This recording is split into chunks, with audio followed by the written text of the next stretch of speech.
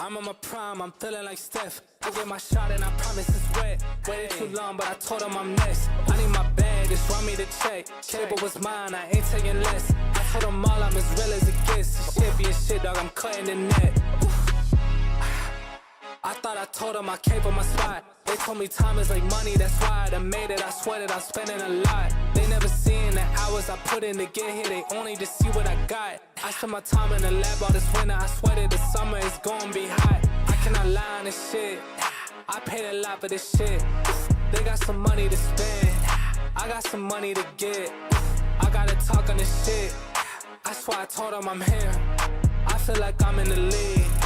I just keep making these hits. Took a little break, but I swear that I'm back. Go and ask anybody, put a city on the map. They was trying to call when they sent a contract, but I never reply unless they send it for the max. Everything I said, man, they know it's all facts. Told them if they want a verse, and they go and get text. Told them last year that I'm coming for it all. Go and check the numbers, dog, I'm putting up stats. Yeah. I'm on my prime, I'm feeling like Steph. I get my shot and I promise it's wet. Waited too long, but I told him I'm next. I need my bag, just run me the check. Cable was mine, I ain't taking less. I told them all I'm as real as it gets. This shit be a shit, dog, I'm cutting the net.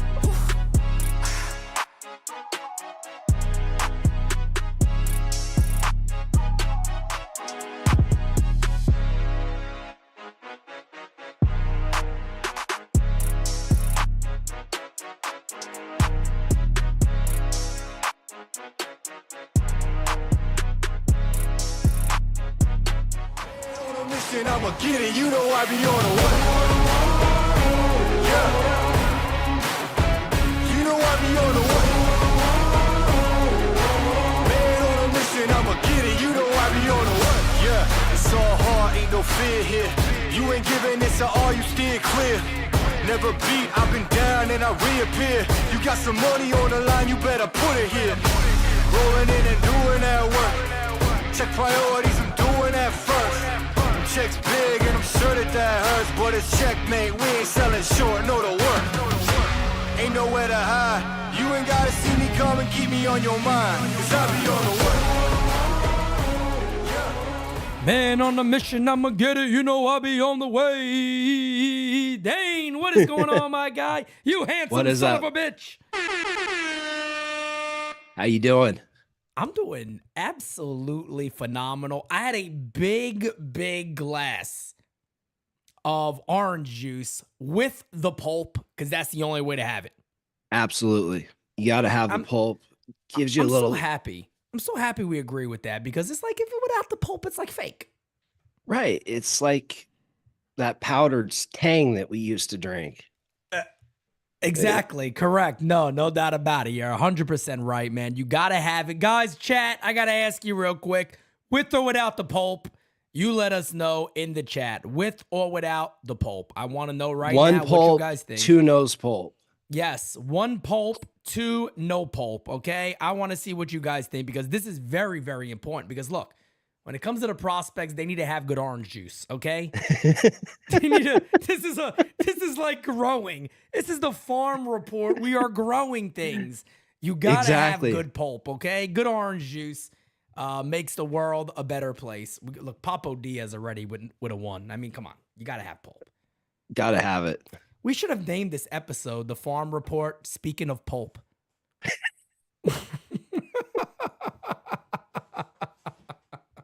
I think that would have been a wonderful, wonderful way to have this episode. So everybody, hello. How you doing? Hello. Welcome to The Farm Report. A lot of you guys will be seeing us on Saturday. Dane, I'll be seeing you on Friday. I will be seeing as many people as want to come say hi. We'll be there. I'm at the stadium both days. So come say hi, find us. I'll have my Twitter pulled up. If you guys want to come find where we are, just let me know.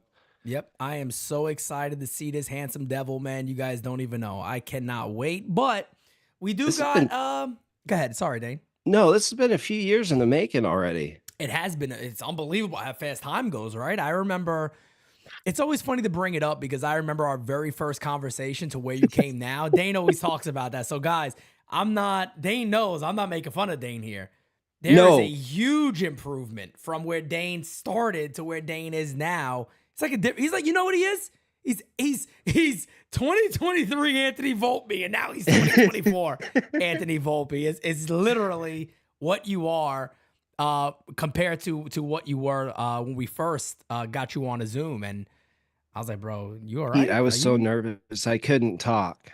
I know it was tough, man. And the crazy thing is there was something about it. I said, nah, you know what? I still like this guy. There's something there. I knew it. I could tell. I was like, there's something there with this guy. It's going to work. I know it. It might take more work than a lot of other people, but it is definitely going to work. And here we are. So you said before we went live, you said I have to start with the major league level first. We got to talk about the kids. And then the good thing about today's show, guys, I'm really excited about this because one of my favorite prospects is off to an amazing start. And then Dane is going to tell us about a pitching prospect that you guys should, a couple of them, that you guys should, keep in your mind and continue to check in. So, Dane, let's start there. Let's talk about the Major League Club. What do you got? Holy cow, Anthony Volpe. Different book, man. Different book. I talked about all last year wanting him to level that swing. That was something that we wanted to see him adjust that approach, have the bat in the zone longer, go to right field more. It's exactly what he's doing. This is not the kid that we saw in AA. This is the version of the kid that everybody saw at his peak. You're seeing why he was a top 5 prospect in 100%. all of baseball. This is 100%. The kid that we all dreamed on, and he has been absolutely phenomenal. He's doing everything right, and I've been convinced that Jason Dominguez was going to be the leadoff guy. Yeah, he's shut me up on that one quick. And, I've clarified a couple of times that everybody, Los, brother, I hope you're feeling much better, my guy. Get better very, very soon. Please.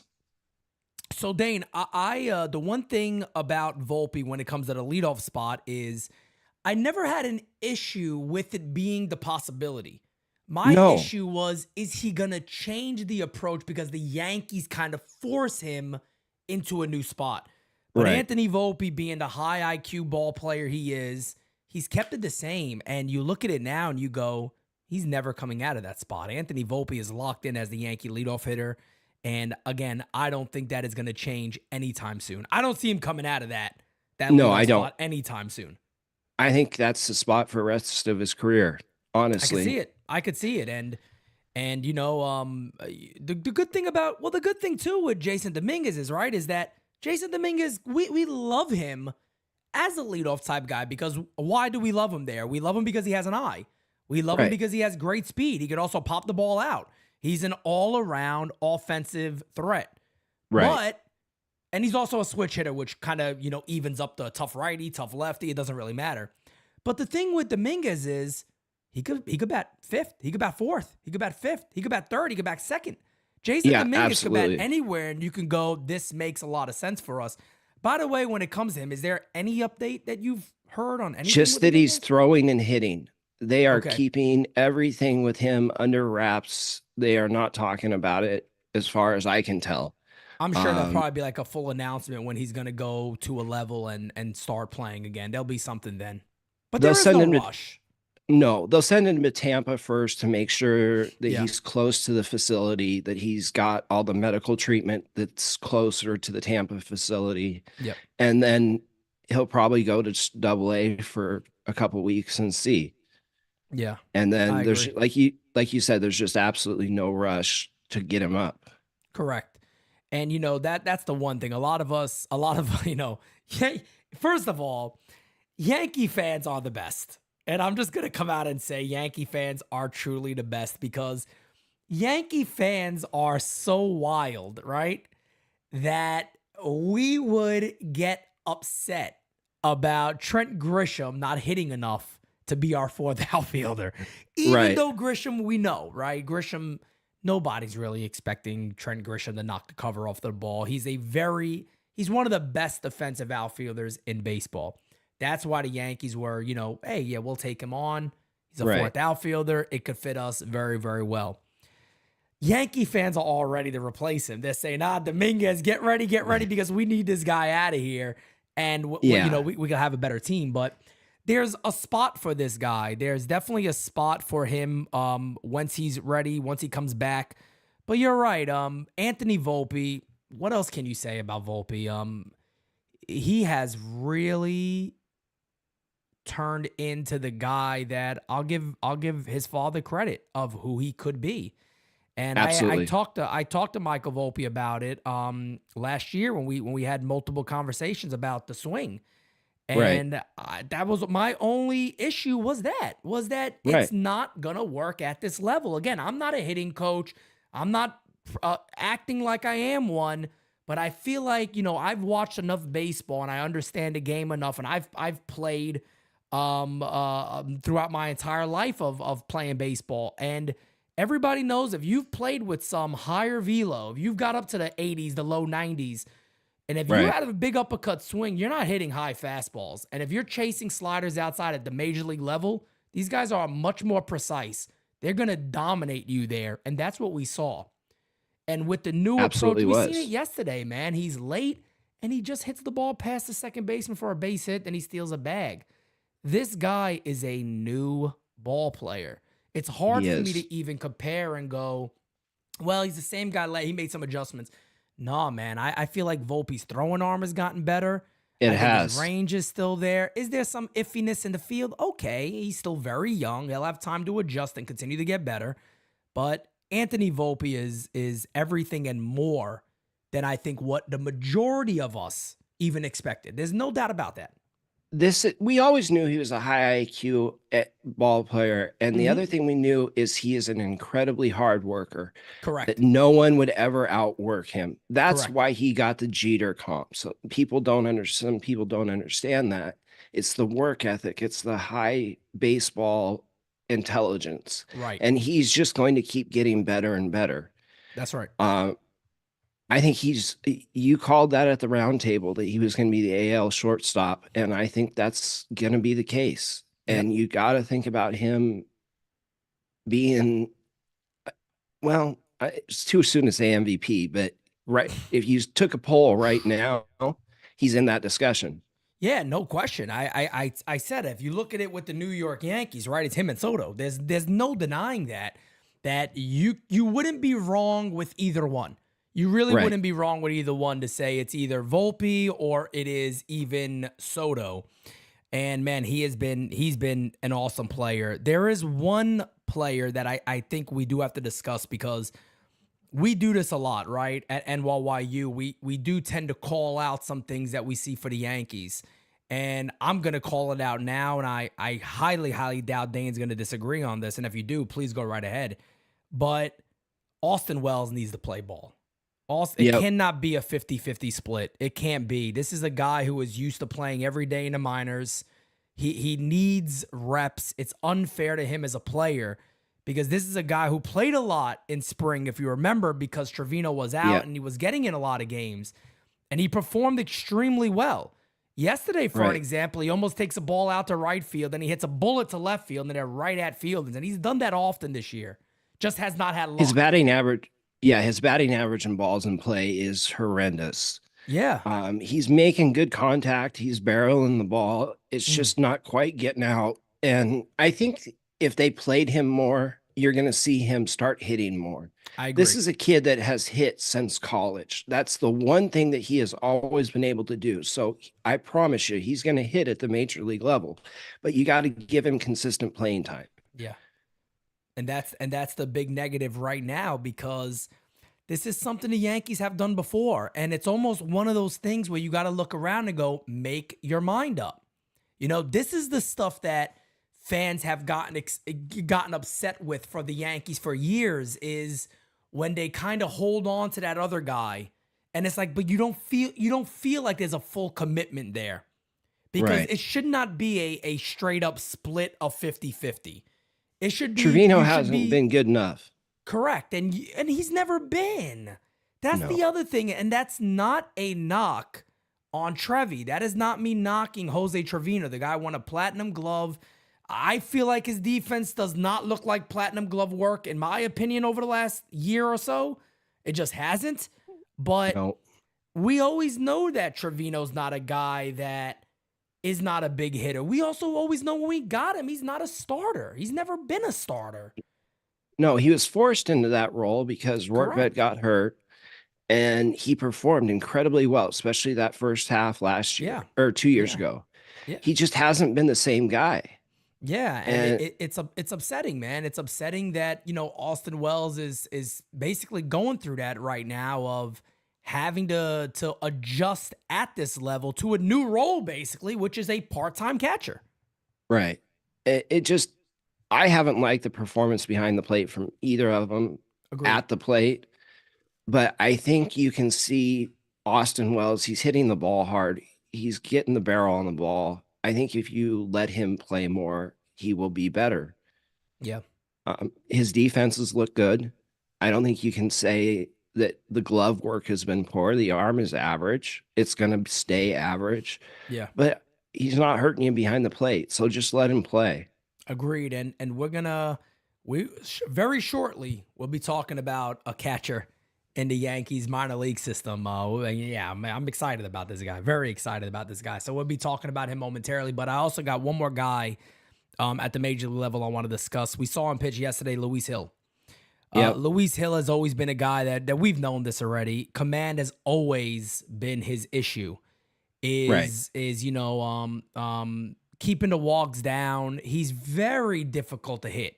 He's not an easy guy to hit. As you can tell by his numbers, the guy does not give up hits. Is very rarely going to be a start. He goes 5 innings and he gives up 9 or 10 hits. He doesn't do that. He's a hard guy to square up. When he's in the zone, he's dominating. And yesterday, you kind of saw the worst of what you don't want him to be. Is a guy who just puts batters on base and just gives games away and kind of hands it over to him.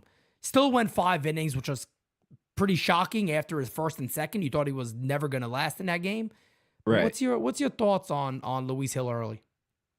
The stuff is unreal. Yeah, he has great stuff. Now that the changeup is a legitimate weapon, that is a plus changeup or better. I think he's having some confidence issues with the slider because that used to be his go-to off-speed pitch. He's not throwing that as much. But I think the real problem with him yesterday is that they took him out of his routine. Agreed. He was every 5 days. They skipped him a day. And I think that that's why his mechanics were out of whack. That you could see his front side was flying open. Yeah. He was early, and his foot was already down when he was releasing the ball. So everything's going to stay up that way. It just wasn't good. But again, this is a young starter. This is our 5th starter right now. Correct. And when Cole gets back, he's probably going to the bullpen. Yeah, and I was explaining that to people a couple of times. A lot of people immediately jumped to Nestor Cortez, and I'm like, well, Nestor Cortez at the end of the day isn't really going to have an innings limit because the Yankees can say what they want. We know Luis Hill has an innings limit. They're going to eventually either shut him down or they're just going to, like you said, they'll manage it in the pen and go by how he feels and all that. And look, Luis Hill could be a guy at the bullpen that is just stupid good. I mean, it wouldn't shock anybody if Luis Hill is just absolutely dominating out of the pen. As long as, he kind of just rear back and goes, hey, man, let that fastball and slider unleash for an inning. And, yeah, he could walk guys. We all understand there could be times when he's out of whack. But I want to bring what you just said back into the light for a second because what a lot of people don't know. So sometimes you might hear somebody go, yeah, but it was one day. What's the big deal? Pitchers are creatures of habit. They 100%. Have their routine. And if that routine gets affected, some guys really do struggle. They kind of get out of whack. And that is a real thing. So I know there was some people in the chat going, that's not, yesterday, that's not accurate or, it's only a day difference. I don't think that's an excuse. I'm not here to make excuses for Luis Hill. I don't think Dane is either. He might have felt fine and it just didn't work. But it is a legitimate concern and a topic to have a conversation about because, again, pitchers are indeed creatures of habit. And that could throw somebody off their rhythm. No question about it. Especially someone who has trouble keeping his mechanics the same start to start to start. You want to keep them on a consistent plan. And I think that if you see Luis Hill in 5 days, he'll be just fine. Agreed. But it's just was not the optimal way to use him, in my opinion. I think yesterday was all about him being out of his routine. Yeah, I agree with that. And I had some people come in there and goes, "Oh, the only reason he didn't get destroyed yesterday was because of the Jays aren't hitting right now." And I'm sitting there going, "Yeah, that's not the case. Do you understand this dude's stuff? People just don't beat up Luis Hill.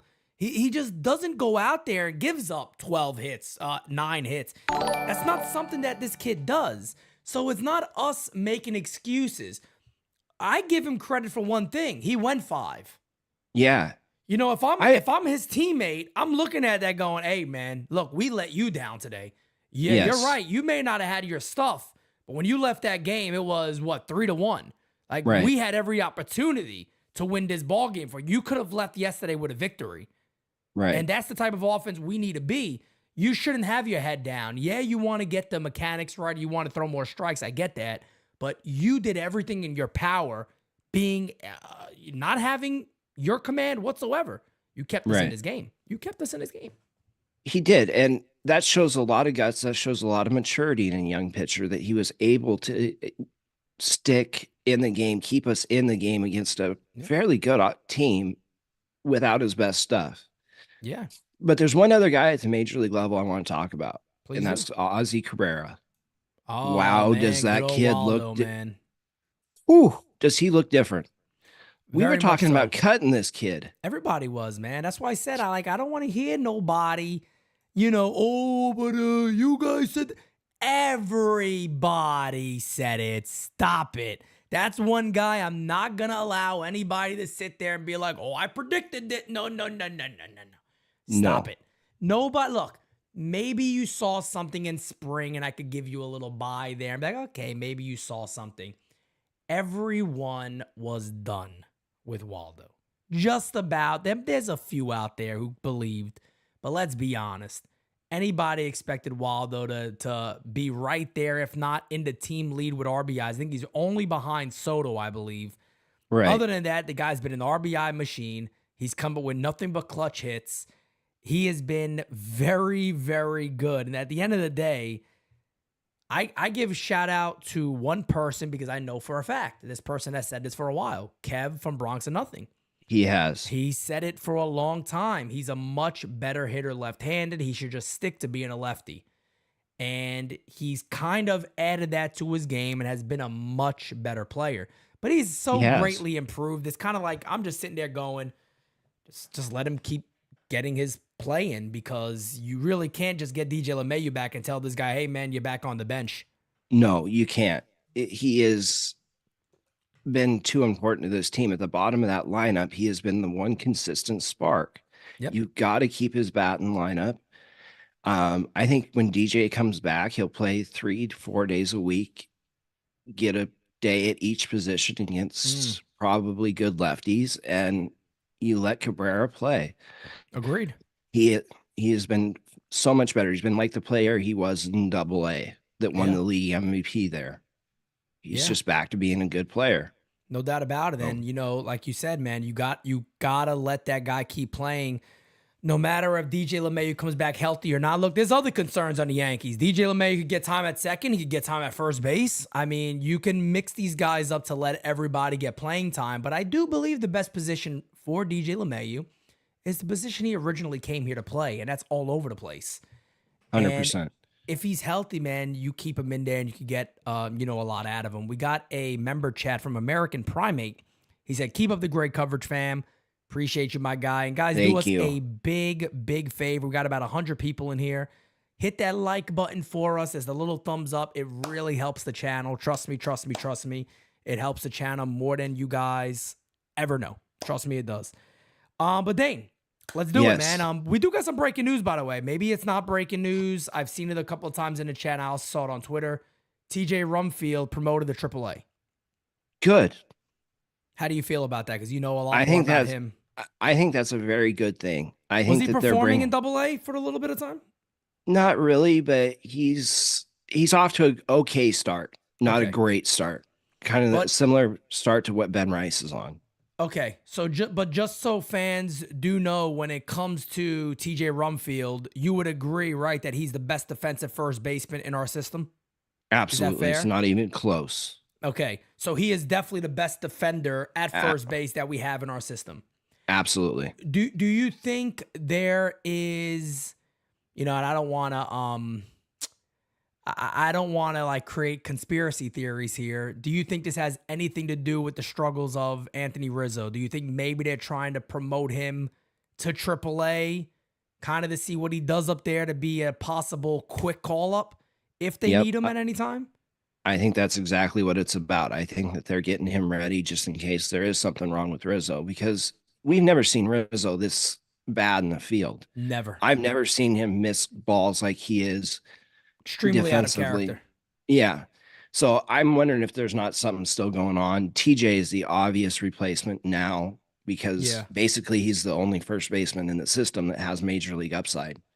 And I think that the thing when it comes to him, right, that makes a lot of sense. And everybody, John Brophy's very, very high on TJ Rumfield. Yeah. That's where I kind of learned about him a little bit when I was with Brophy. He was telling me a lot about him, and he mentioned the same things that you did, that he kind of has to show it at AA this year and kind of combine the power and the average, because the power was good last year, but the average wasn't. But the years prior, the average was good and the power wasn't great. Right. And he walked a lot more 2 years ago, where he struck out more last year. If he can find the middle ground between those 2 years, that's a really good player. It's kind of like a Brandon Belt, something like that.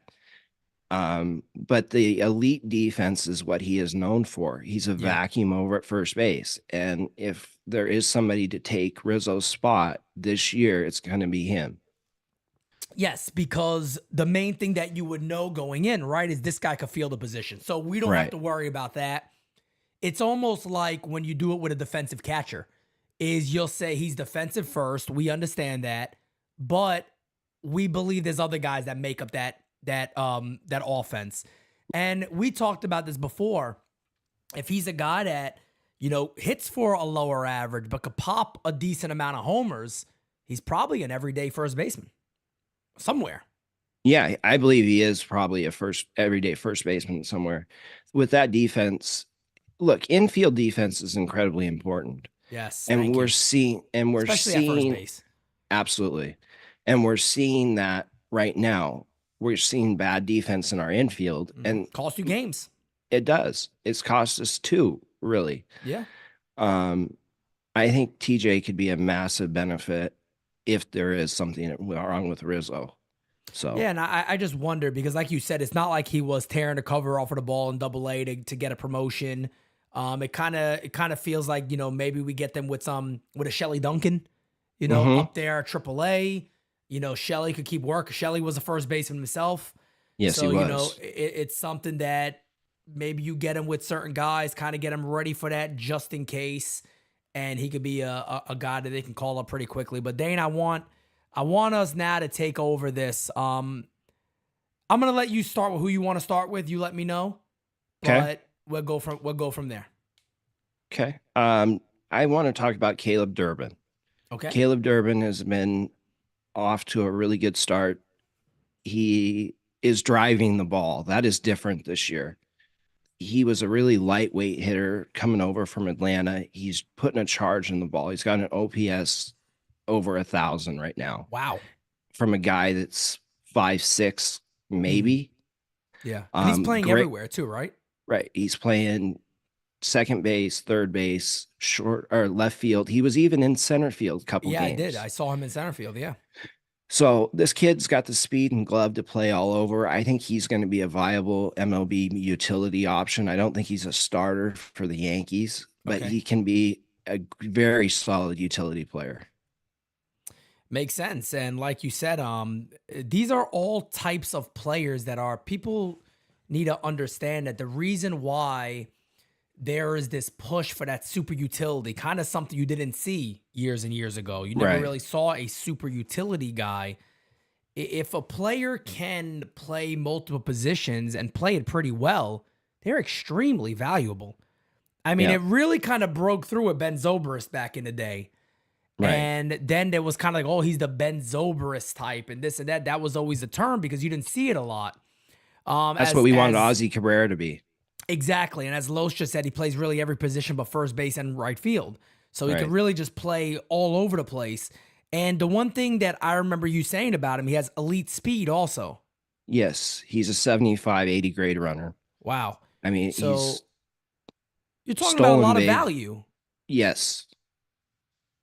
He's going to steal bases, and he doesn't swing and miss. The strikeout rate was below 6% last week. Wow.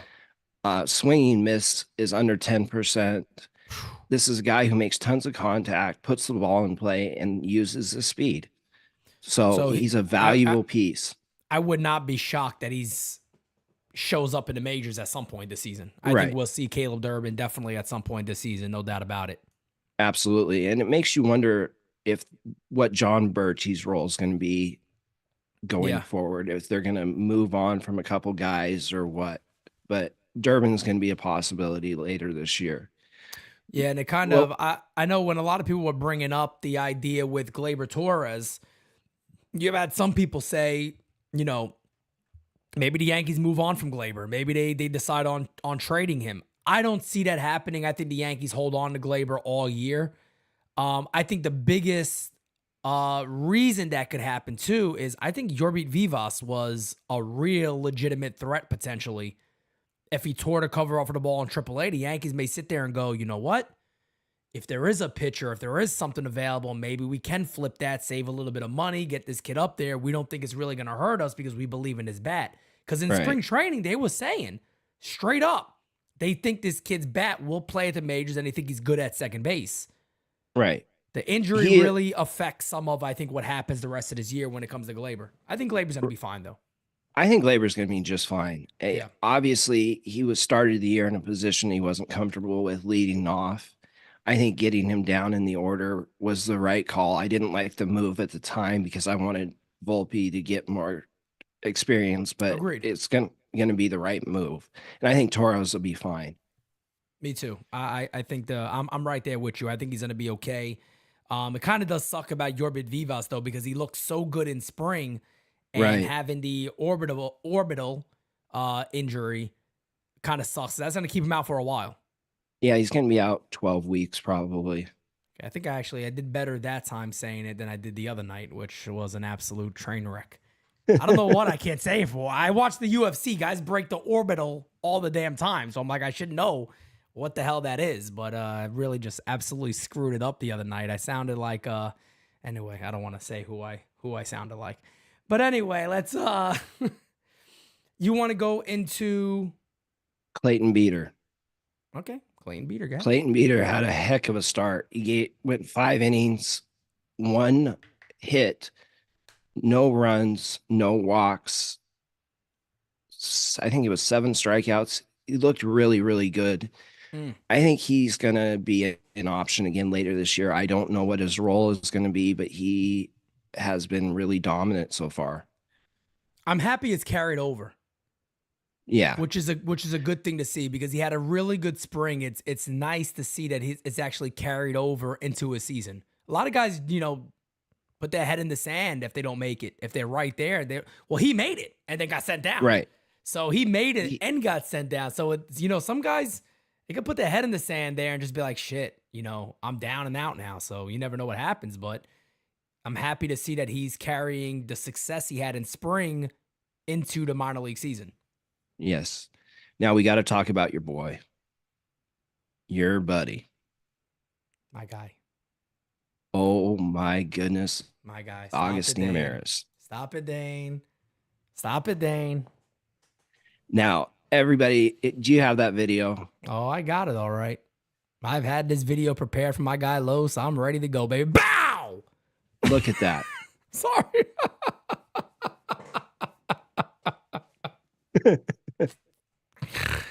Oh man, I tell you, boom! That He's an is animal, just man. He is. He's an animal. He's an animal. He's leading minor league baseball in home runs, and he looks absolutely phenomenal. And with the way that the two catchers are hitting at the MLB level, you got to wonder how long this guy is going to stay there. He's already on the 40-man.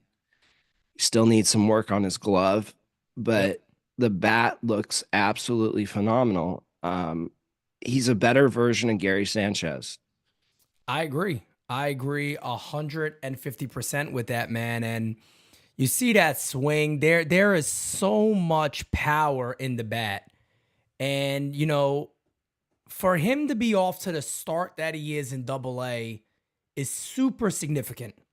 Right. Because he didn't end that way in Double-A last year. He didn't hit a home run there last year. Right. So there was a little bit of concern there that said, all right, now the competition really ups. Did the competition pass him by? Right. Is he kind of slowing down? Does he need, because this guy went 3 levels last year. He did. For him now to start this year, and I think he has 9 hits, 6 of them being homers. Right. But this is the type of player he is. He's just got electric bat speed, and he's got tons of power. You can see the way he's built. Oh, yeah. That it's built for power, and he can hit. He just has continued to hit at every level. He's still young for a catcher at 21. Yep. But I think he's going to be an option sometime this year, maybe, but for sure by next year. Yeah, no question. And, you know, I think this year, to be fair, and I know, you know, maybe you'll agree, maybe you wouldn't. I kind of feel like I see him sticking in Double-A for quite some time. I don't think the Yankees will say, hey, let's get this guy to Triple-A. I think he's going to stick in Double-A for a solid amount of time. Now, is there a possibility where a lot of their catching struggles, or God forbid there's an injury and they got a DH spot open, and maybe the Yankees look around and go, he's on the 40-man already. He has a ton of power from the right side. We at least know that. We don't have to worry about the catching right now. Leave him as the DH and let him get maybe split time or something, or play I'd want him obviously playing as much as humanly possible. But I think that might be the only route to the majors this year for him. Now, anybody can tear the cover off of the ball and have a chance. If he keeps doing this, he's going to open a shit ton of eyes. Yeah, he's going to open up a pathway somehow, and he could force himself to the major league level with that bat. He does play some first base. Maybe he could get some time at first base. Has he this year at all? No, not to my knowledge. He's been catching DH. Yeah. Okay. What was there was one more thing I wanted to bring up. Spencer about Jones. Him.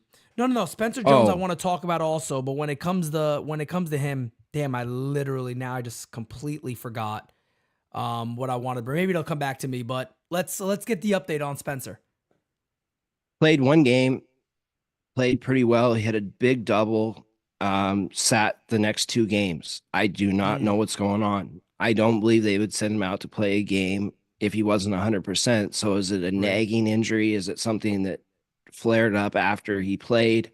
We don't know yet, but he looked great in the game that he played, moved well. So it's not that kind of concern. It's just, it's something that's going on that's keeping him, making the Yankees be extremely cautious with him, I guess. I think it's probably what you said, to be honest. I almost feel like it's a flaring thing. It's something, and let's be real here. Everybody here knows the New York Yankees. They're extremely cautious. So whether it was a tightening, I could see them going, well, you know, you don't need to play. You know, let's keep getting work on it and all that, and there's no reason to rush you out there. Or you never know. It could potentially be something else. We don't know, right? We have no real clue. But like you said, the Yankees are the last team that's going to run him out there if he wasn't 100%. They would not let him play. Not at all. No, there's no chance they would let him play if it was a big deal. They wouldn't send him out for one game. So it's got to be some kind of thing that flares up with use. Maybe there's a pinched nerve that's bothering him in his neck. You know, athletes get those all the time. We've all had them. We've all been stuck to our shoulder at one time or another. Oh yeah. So, and imagine playing ball like that. Probably not the best thing to do. One thing I did remember what I wanted to say. I actually wanted to shout out you and the entire prospects team here. nobody has Augustine ranked where we have him. No. We have showed him a lot of favor because we've seen that potential. Everybody else has kind of just been... MLB, I think, has him ranked like 25th on the Yankees or something insane. It's ridiculous. This kid went 3 levels.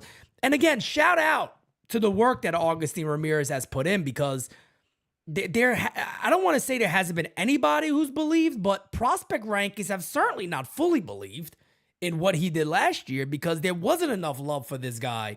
We said Los I was remember, the first. Yeah, no question about it. Like, he needed to be a higher ranked prospect. The fact that we have certain guys above him, I'm looking at it going, wait a second. Who are the guys making these lists? Because they haven't seen him enough. Right. There's no way he's not a top 15 Yankee prospect. It's insane. That's pipeline for you. They only see about 1 series a year. They're understaffed there, so they don't think get Baseball a chance. America had him top 15. No, I don't. I think he might have been 15th in Baseball America. Yeah. Okay. Well, I thought they were a little. Fair. I would say that's fair. I think he's higher, but I would say at least top 15. He has to be top 15 for the Yanks. The ranking, the guys in between 7 and 15, you could all mix up and put in different orders. The talent is very, very similar. It's just about the performance at that level at that time. And I'm looking at, I think this is new for Baseball America. Let me just double check and see. I think this is new. Oh no, I forgot I have to sign in. I can't, I'm not allowed. Oh. Paywall. Anyway, who cares? We have him ranked in the right area. Okay. Yeah. That's all that matters. If anybody I see Jared said something about, are they going to do voicemails yet? Guys, the voicemail line is wide open. We don't have a voicemail yet. So 804-592-6160. If you got any prospect questions, we'll be happy to answer them, but we ask that you get them in soon because we don't have a ton of show left. So please go ahead. If you got a voicemail about prospects, 804-592-6160. We'll be happy to answer it for you. Dane, we got to talk about a pitching prospect. We do. Everybody needs to know about. And I'll be honest with you, I don't know about him. So the floor is yours. Teach us. Tristan Vrieling is a kid that was drafted 2 years ago in the 3rd round. He missed all of last year. Played in the AFL. Didn't look great. Did not look great at all. And we see him come out of spring training and he goes straight to AA. To Carlos and my knowledge, we've never seen a Yankee send a pitcher straight to AA in their first professional debut. And this kid, through 2 starts, has not given up a run. He has been flat dominant. Fastball mid-90s, 94 to 97. Some people said they've seen it higher. I haven't. Great cutter. Curveball, changeup, slider, and we were all wondering who the breakout arm was going to be. I think this is it. I mean, you can see the stuff, and that's why these videos, again, if you're not following Yankees Farm, guys, you guys got to. If you go on our main page on YouTube, we have Los listed. If you just scroll over, I forgot what it's under. I think it's under channels.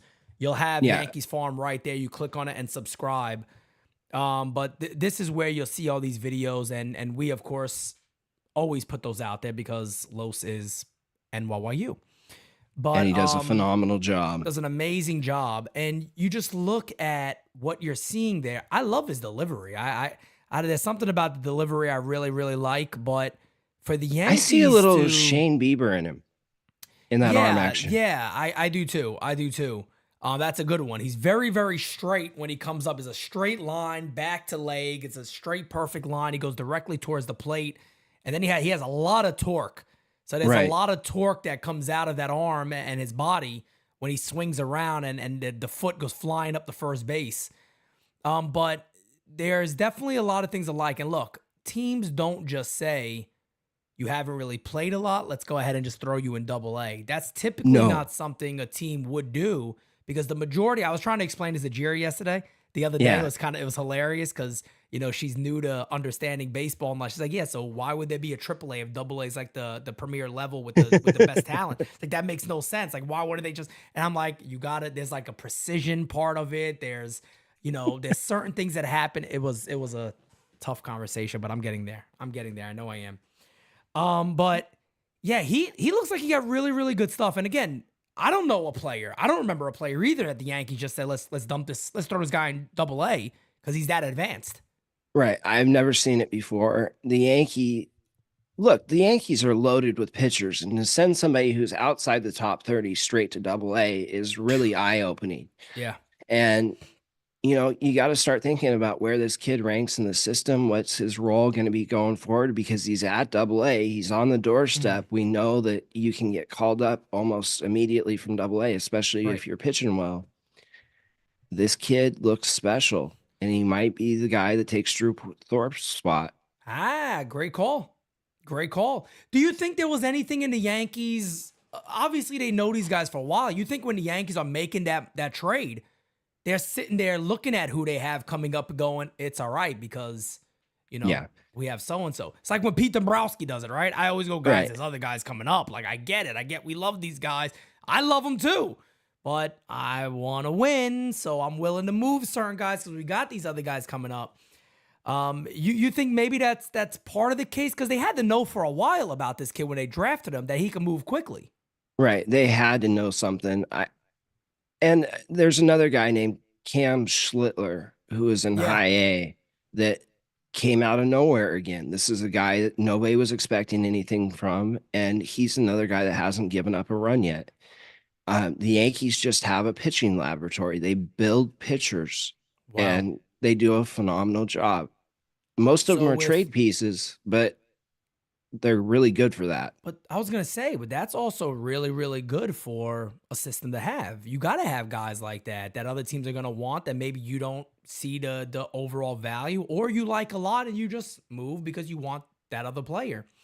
But you look at where the Yankees are, right? You got these two kids that you're talking about now. You got our guy at AA. Chase or Brock. Hampton, Brock Selvage.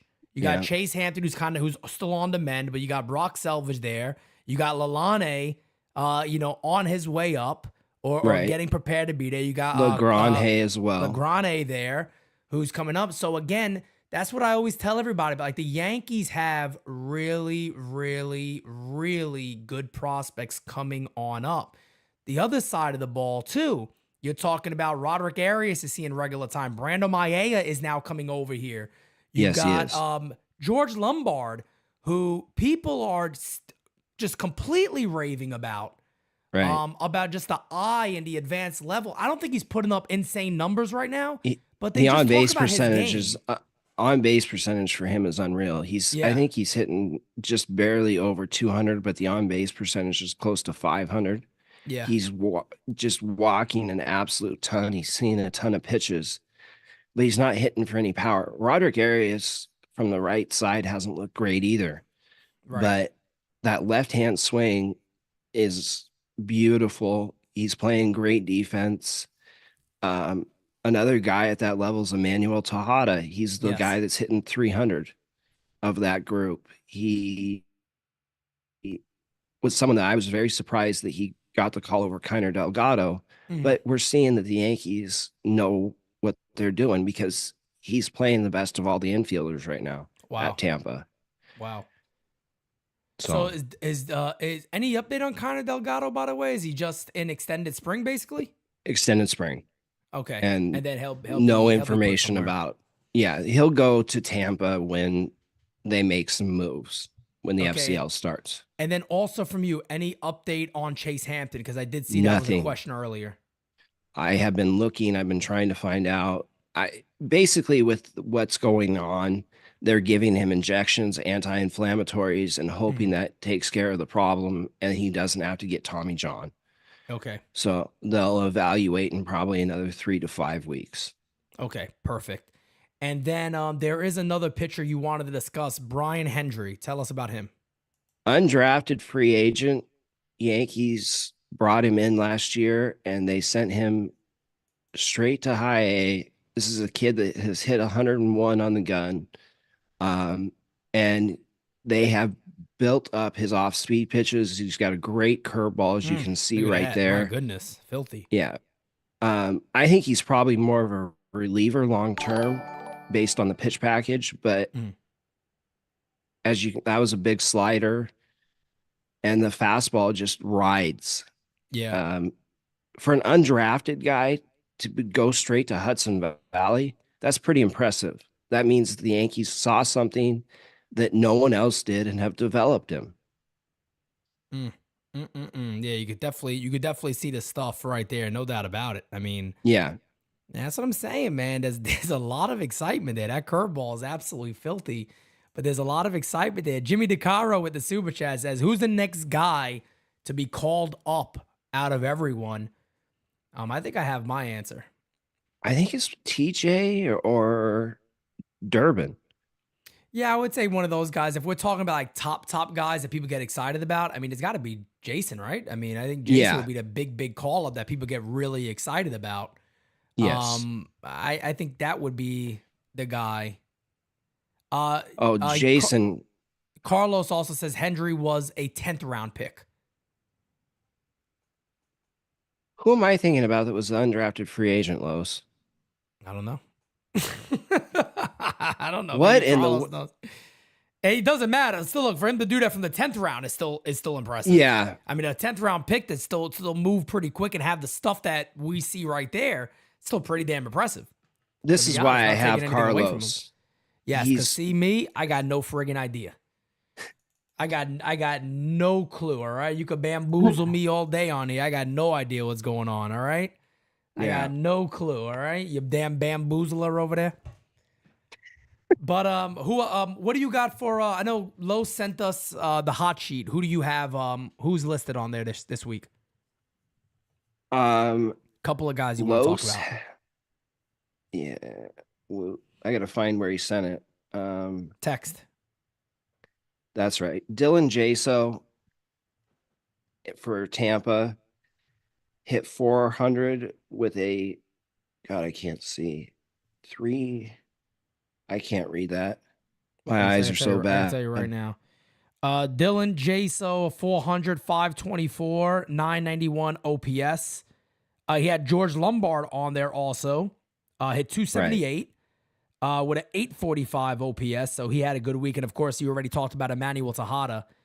You said he had he's been really, really good for the week. He had a 642 OPS, but a 278 batting average, an RBI, 3 walks, and then 3 stolen bags.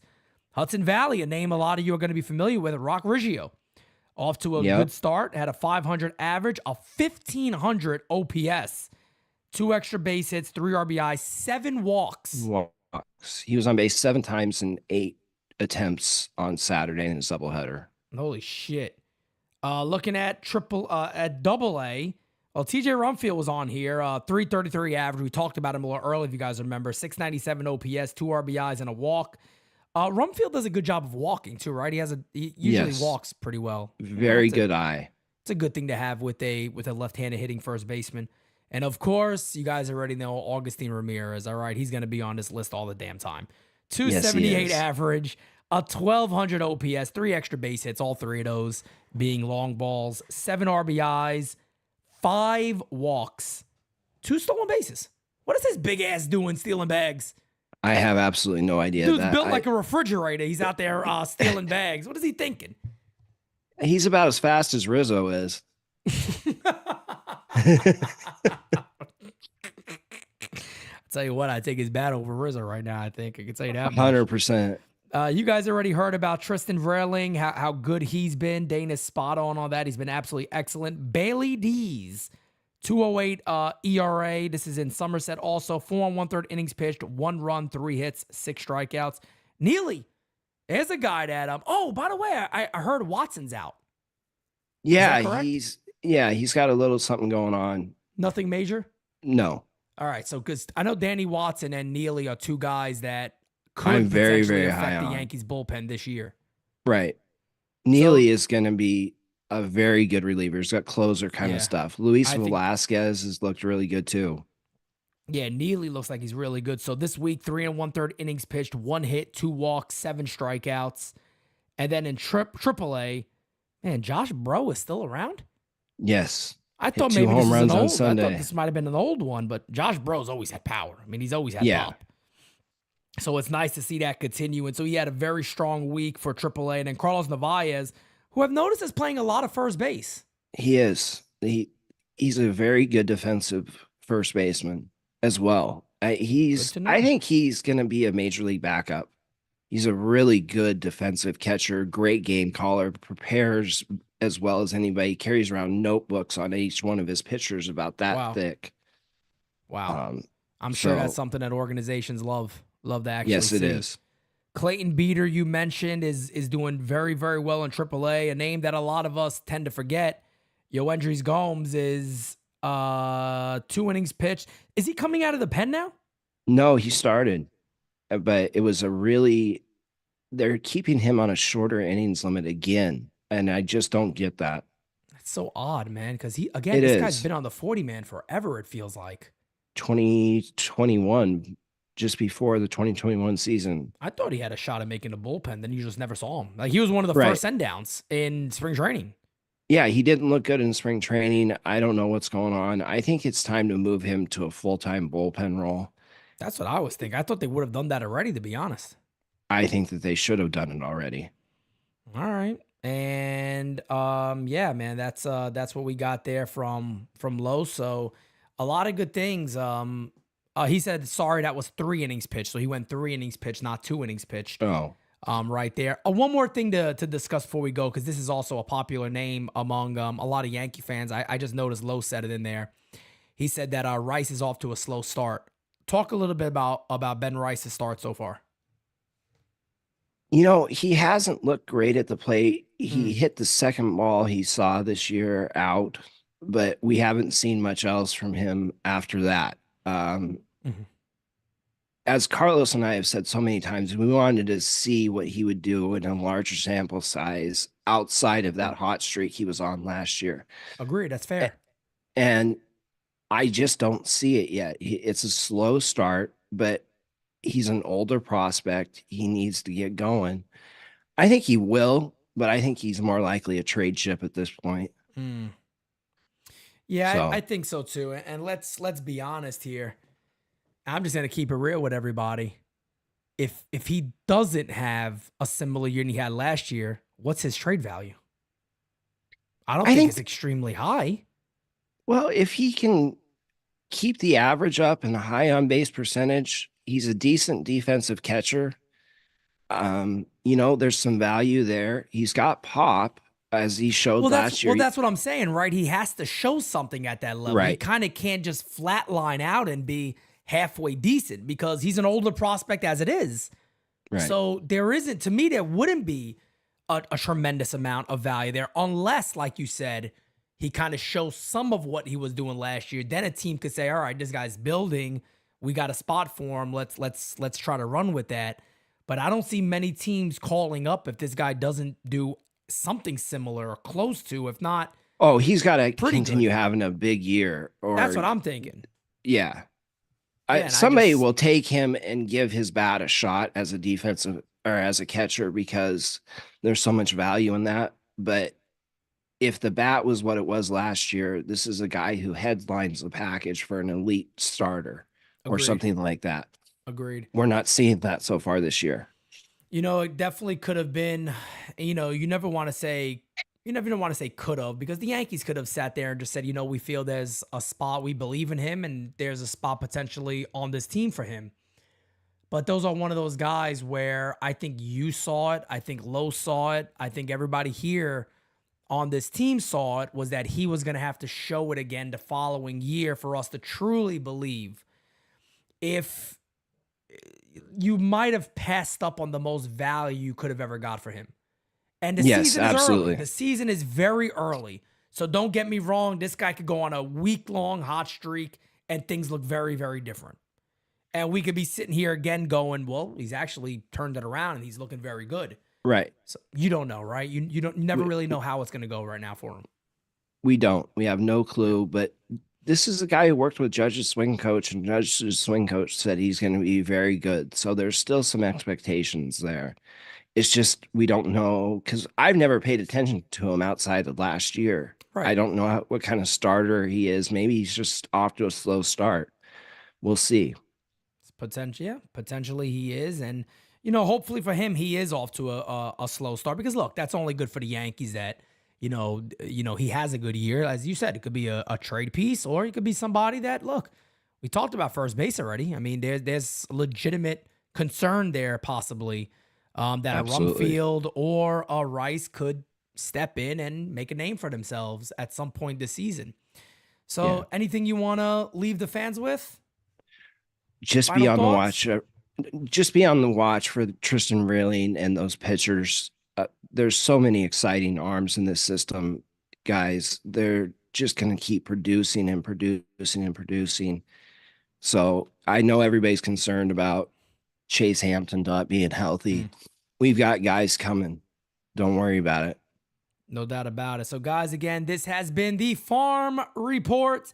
Remember to like, share, and subscribe to NYYU. Also, like, share, and subscribe to Yankees Farm.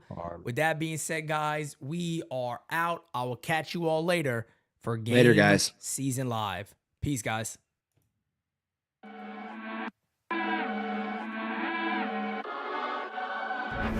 Top 10 radar, yeah, we on your radar.